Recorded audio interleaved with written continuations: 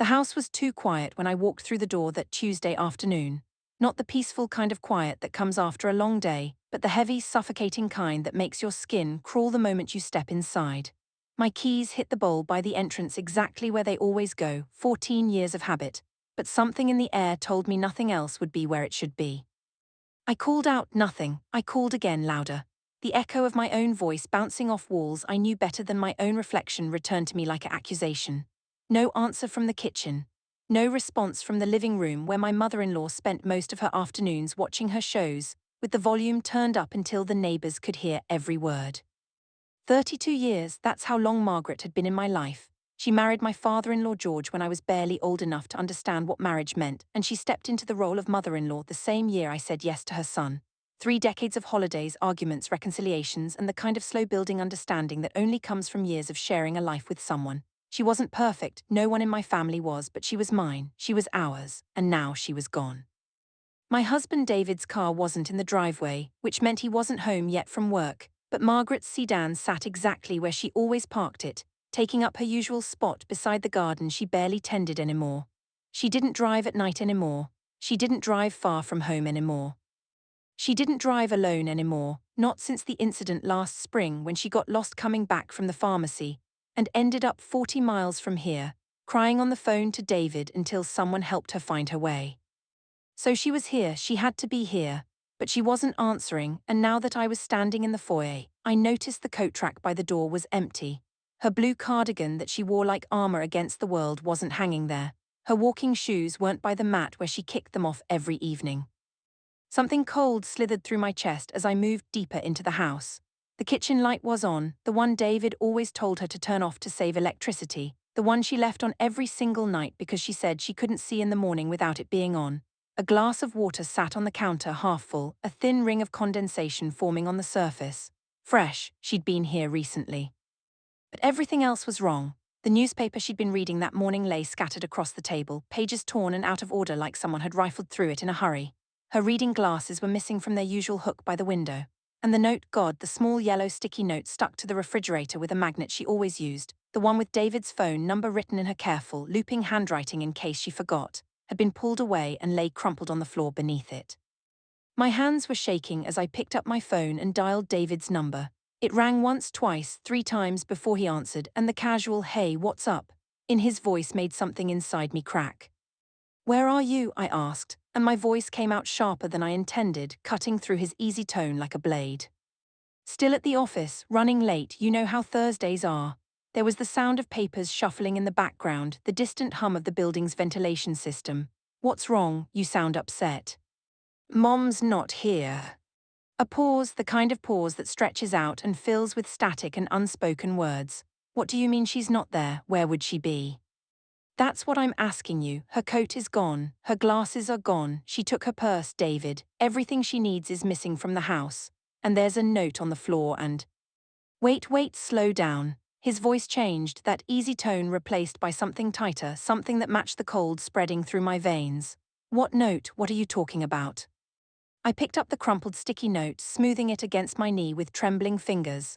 The words were written in Margaret's handwriting, but shaky, uneven, like she'd been crying when she wrote them or her hand was shaking worse than usual. 3 lines, that's all she wrote. "Left with James, don't look for me. I'm done being treated like a senile old woman." James, his name landed like a punch to the gut. James was her son from her first marriage, the one she barely spoke to, the one who'd been a point of tension in our family for over a decade. The one David hated with every fiber of his being because of what James had done, or not done, when their father was dying 3 years ago. "I'm coming home," David said, and the line went dead before I could respond. I sank into a chair at the kitchen table, staring at those words until they blurred and doubled before my eyes. "Don't look for me," as if she was running away, as if she was hiding, as if someone had driven her to this, and that someone, according to the accusation written in her own hand, was me. The problem was, I couldn't remember what I'd done. There's a particular kind of terror that comes when you know something is wrong but you can't reach back far enough to find the moment it started breaking. It's like trying to find a crack in a wall when the wall is already crumbling around you. I sat there in the quiet kitchen, running through the past few weeks in my mind, searching for the fight, the moment, the word that might have sent Margaret packing. But nothing came. Nothing that seemed big enough. Nothing that explained why she would leave her home, her husband still at work, her life as she knew it, to go to the one person she'd spent years claiming to despise. My phone buzzed, a text from David. On my way, call James. I stared at the question mark longer than I should have. Calling James felt like admitting defeat, like walking into enemy territory to beg for information about someone who was supposed to be family. But I also couldn't sit here doing nothing while my mother-in-law was God knows where, possibly confused, possibly hurt, possibly regretting whatever impulse had driven her out the door. My thumb moved over the screen before my brain could talk me out of it. The phone rang 4 times before James answered, his voice thick with sleep and irritation. What? It's Catherine. Margaret's with you. A long exhale on the other end of the line, the kind that sounds like a man who's been expecting this call and dreading it in equal measure. Yeah, she's here. Relief flooded through me so fast it made me dizzy. She was safe, she was somewhere. She wasn't wandering the streets or lying hurt somewhere alone. But the relief was immediately followed by something sharper, something that cut through the initial wave of panic and settled into my chest like a knife.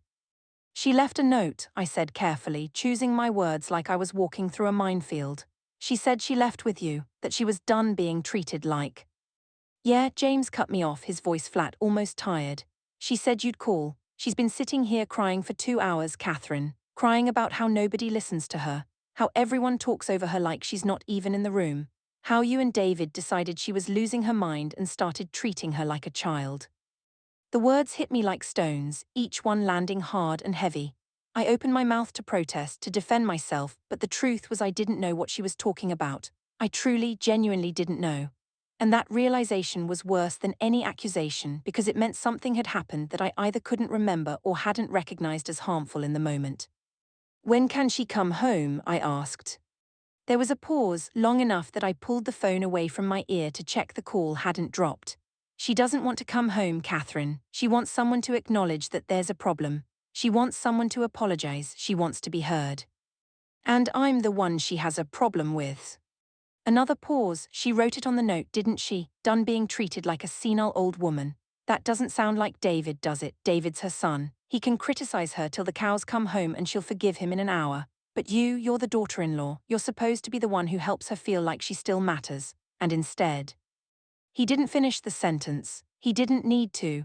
I sat in my kitchen, the half-empty glass of water still sitting on the counter where Margaret had left it, and I felt the weight of something I couldn't quite name pressing down on my shoulders. If you've ever been there, you know exactly what I mean.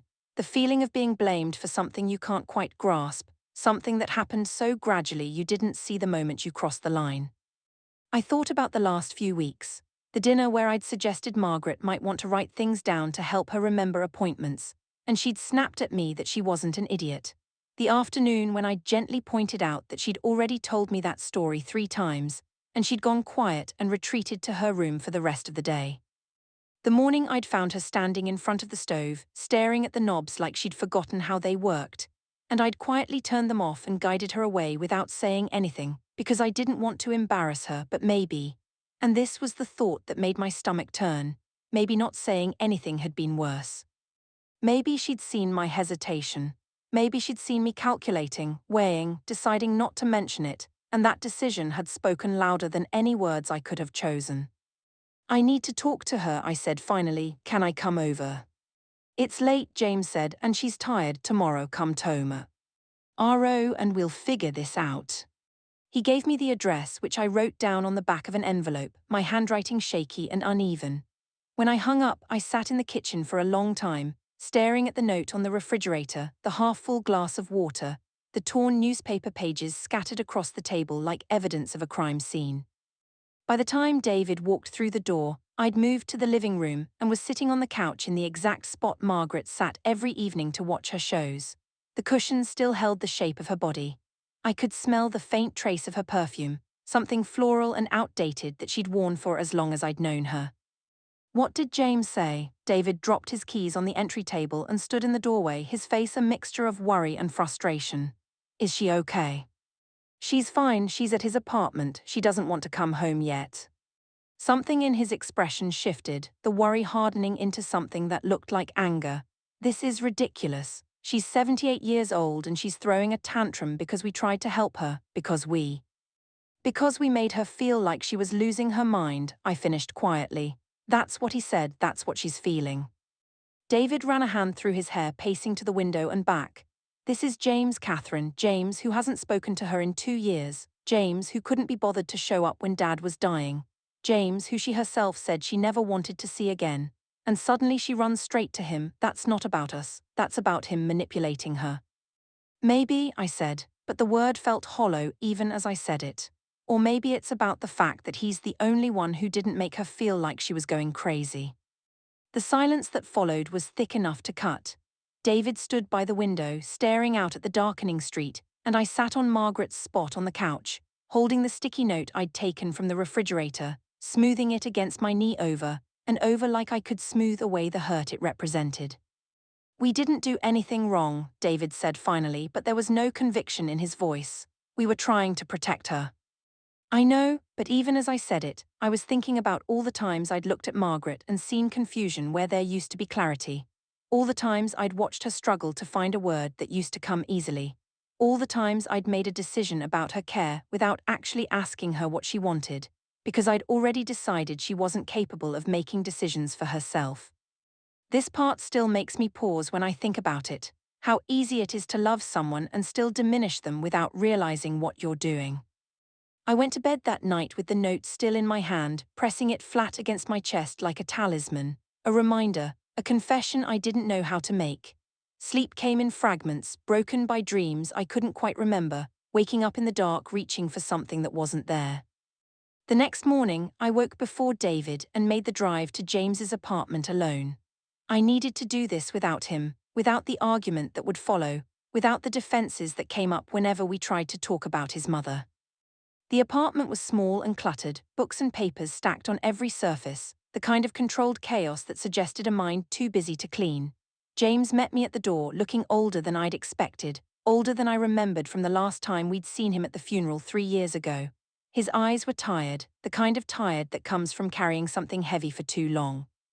She's in the back, he said, stepping aside to let me in, but I should warn you she's not in a good place. Last night was hard for her, for all of us. I walked down a narrow hallway, past a bathroom door left slightly open, past a bedroom with clothes spilling out of an open closet. At the end of the hall was a small living room, and in the corner, curled up in an armchair with a blanket wrapped around her shoulders, was Margaret. She looked smaller than I'd ever seen her, frailer, her hair, which she usually kept pinned up in a neat bun, hung loose around her shoulders, and her eyes were red-rimmed and swollen from crying. When she saw me, she didn't smile, she didn't frown. She just looked at me with an expression I couldn't read, and I realized with a start that I had no idea what she was thinking. "Can we talk?" I asked, my voice coming out softer than I intended. "Just us." James hesitated, glancing between us, but Margaret nodded, a small, tired movement. He left, closing the door behind him, and I pulled a chair close to her armchair and sat down, close enough to touch her hand if she wanted me to, far enough to give her space. "I'm sorry," I said. The words came out before I could think about them, unplanned and raw. "I don't know exactly what I did, but I'm sorry if I'm are. Do you feel like you weren't important, like you weren't still yourself?" Margaret's lower lip trembled. She looked away, toward the window, where weak morning light filtered through thin curtains. "Do you know when I first realized something was wrong? When I first noticed that people were starting to treat me differently?" I shook my head, not trusting myself to speak. "It was 8 months ago, your birthday. You were opening presents and I said something about remembering when you were born and you laughed and said, 'That must have been quite a day, Mom.' And everyone laughed, but it wasn't the joke that hurt." She turned back to me, her eyes fierce despite their redness. "It was the way you all looked at each other, the way you exchanged that glance, the one that said, 'There she goes again,' like I was a child who needed correcting." My throat tightened. I wanted to protest, to explain, to tell her that wasn't what it was, but the truth was I couldn't remember the moment she was describing. I couldn't remember if I'd done what she said, if I'd been part of that silent exchange, and that not knowing was its own kind of accusation. "I started paying attention after that," Margaret continued. "I noticed how conversations would change when I walked into the room, how people would stop mid-sentence and look at me like they were deciding what they could say in front of me, how David started making appointments for me without asking, telling me when to eat, when to sleep, when to take my medication, like I was a calendar that needed managing. And you," she stopped, her voice catching. Me, I prompted my heart poundings. You stopped asking me for help with things. You used to ask me to watch the kids, to help with projects, to come to you for advice about the house. And then one day you just stopped. And I realized it was because you didn't think I could do it anymore, that I was too forgetful, too confused, too much trouble. That's not, I started, but she held up a hand to stop me. It doesn't matter what you intended, it matters what happened. It matters that I started feeling like a guest in my own home, like a burden, like someone who used to matter and now just needed to be managed. She leaned forward and I could see the tears starting again, sliding down her cheeks. I know I'm not what I used to be, I know I forget things, I know I get confused sometimes, but I'm still me, I'm still here, and I'm not senile, I'm not losing my mind. I'm just getting older, and that doesn't mean I stop being a person. The words landed in my chest like stones, heavy and sharp. I thought about all the times I'd gently corrected her, all the times I'd quietly made decisions she should have been part of, all the times I'd talked about her to David like she wasn't in the next room, like her presence was a complication to be managed rather than a person to be included. I'm so sorry, I said again, and this time I reached out and took her hand in mine. Her skin was papery and thin, fragile in a way that made my heart ache. You're right, I did that. I made you feel that way, and I didn't even realize it. I was so focused on making sure you were safe and taken care of that I forgot to make sure you still felt like yourself. Margaret's fingers tightened around mine. I don't want to be taken care of, she said, her voice small and fragile. I want to be valued, I want to be heard. I want someone to ask me what I want instead of just deciding for me. And you should have that, I said. You deserve that, I should have given you that. We sat like that for a long time, holding hands in the small living room of James's cluttered apartment. And I thought about all the years we'd spent together, all the moments I should have seen and didn't, all the warnings I'd missed because I was too busy managing rather than listening. That's when I understood they never saw me as family, just an option, just a backup plan. I pushed the thought away, but it lingered, sharp and uncomfortable. Margaret wasn't talking about me specifically, but she could have been. We all could have been. All of us who had looked at her aging and seen only what she was losing, never what she still had to give. I'm not asking you to never help me, Margaret said eventually, her voice steadier now. I'm asking you to help me in a way that lets me stay me, ask me what I want, tell me when you're worried about something instead of just making decisions. And when I forget something or repeat myself or get confused, treat me like a person who made a mistake, not like a person who's breaking. I can do that, I said. I will do that, I promise. Margaret nodded slowly, and something in her expression shifted, the defensive fury giving way to something more tired, more vulnerable. I was so angry when I left yesterday. So angry that I went to the one person I swore I'd never go to again, just to get away from the feeling of being in this Ibble in my own home, and now I'm sitting here wondering if I made everything worse by running away. You didn't make it worse, I said, even though part of me wondered if that was true. You told us something important, something we needed to hear, and I'm glad you told me, even if the way you did it was painful. She looked at me for a long moment, studying my face with those red-rimmed eyes that were still sharp despite everything, still present, still her. Are we okay? She asked finally, the question small and fragile. We're going to be, I said. We're going to figure this out together, as a family. But you're going to have to tell me when I'm doing it wrong because I'm clearly not very good at seeing it on my own. A small, tired smile crossed her face. It wasn't the smile I was used to, the bright, confident smile of a woman who always knew what she wanted. It was something quieter, more careful, but it was still a smile, and it was still her. Deal, she said. I called David from the car on the way home, and we talked for a long time about what Margaret had said, what we needed to change, how we were going to do things differently. It wasn't an easy conversation. There were moments when he got defensive and moments when I got frustrated and moments when we both sat in silence, unsure what to say next. But we kept talking because that's what needed to happen. The truth was we loved her, all of us. David and I, James, her friends, her neighbors, everyone who'd ever known her. We loved her and we'd watched her age and we'd been so afraid of losing her that we'd made her feel like she was already gone. We'd treated her like she was breaking instead of like she was still whole. Tell me I'm not alone in this feeling. Tell me I'm not the only one who's looked at someone they love and seen only what they were losing, instead of what they still had to give. That evening I went back to James's apartment with David, and we sat together in the small living room, the four of us, me, David, Margaret and James, all of us awkward and uncomfortable and carrying years of tension in our shoulders. But we talked anyway. We talked about what Margaret needed, what we were doing wrong, how we could do better. And slowly, carefully, something started to shift. It wasn't a perfect solution. Margaret didn't move back home the next day, didn't suddenly have all the support she needed, didn't become the sharp, quick woman she'd been 30 years ago. She was still forgetful, still confused sometimes, still struggling with the way her mind wasn't as reliable as it used to be, but she was also still there, still present, still herself in all the ways that mattered. And I was still there too, not as her manager, not as her caretaker, but as her daughter-in-law, as family, as someone who had learned painfully, slowly, imperfectly, that love wasn't enough, that how you show love matters just as much as the fact that you feel it. A week later, Margaret came home, not to a house where she was managed and monitored and subtly diminished, but to a home where she was asked what she wanted, where her opinions mattered even when they were wrong, where she was corrected when she needed correcting and celebrated when she needed celebrating. It wasn't perfect. It was messy and complicated and full of conversations that were hard to have. But it was ours and it was hers, and she was still part of it in a way that counted. Sometimes, late at night, I still think about that sticky note, done being treated like a senile old woman. I think about all the people out there who are being treated the same way by their families, by their doctors, by a society that sees aging as decline instead of transition.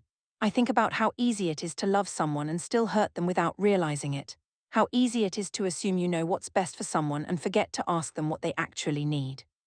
The truth is, I came home that day looking for my in-laws and found something else entirely. I found the consequences of my own blind spots.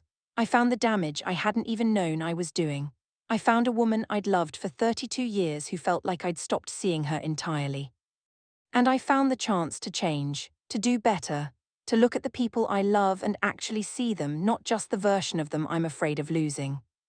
That's the part that still keeps me up at night, even now. Not the mistake, but the realization that it was a mistake at all, because I could have gone on like that for years.